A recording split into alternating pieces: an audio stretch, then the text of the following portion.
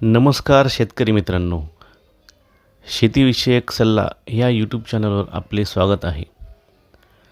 जमिनीवर स्वतःचा मालकी हक्क सिद्ध करण्यासाठी 6 कागदपत्रे लागतात. ते तुम्हाला माहीत आहे का?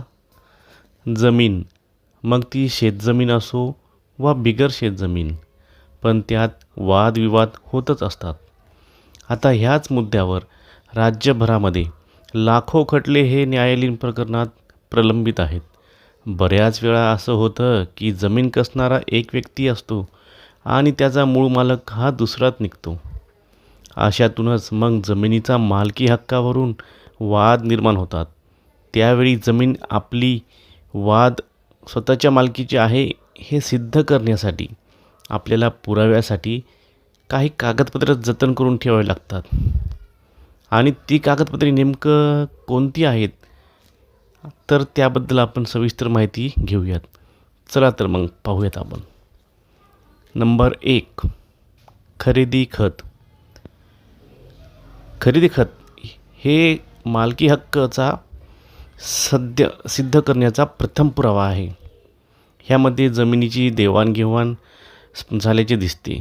जमिनीची देवाणघेवाण कोणत्या वर्षी झाली, किती पैशामध्ये देवाणघेवाण झाली, कोणत्या तारखेला झाली आणि इतर सर्व बाबी त्यामध्ये स्पष्टपणे आपल्याला कळते. नंबर 2, 7/12. 7/12 हा सुद्धा एक महत्त्वाचा कागदपत्र आहे. ह्यामध्ये शेतकऱ्याच्या नावावर किती क्षेत्रफळ जमीन आहे आणि त्याचा मूळ मालक कोण आहे हे सर्व गोष्टी हे आपल्याला 7/12वरून कळते.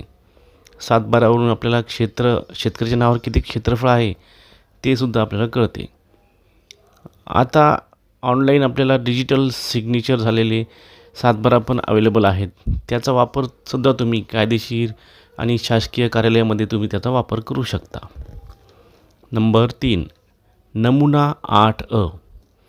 ह्यामध्ये शेतकऱ्याच्या नावावर एका गावामध्ये एकूण किती जमीन आहे, त्याच्या जमिनीवर किती क्षेत्रफळ त्याच्या नावी आहे, ह्या सर्व गोष्टी त्याला त्या गटाप्रमाणानुसार त्याला नमुना 8मध्ये त्याला दिसते. नंबर 4, फेरफार उतारा. 7/12मध्ये फेरफार झाल्यानंतर नोंदीप्रमाणे आपल्याला फेरफार हा तलाठीकडून भेटत असतात. हे सुद्धा आपण मालकी हक्क सिद्ध करण्यासाठी वापरू शकतो. नंबर 5, महसूल पावती.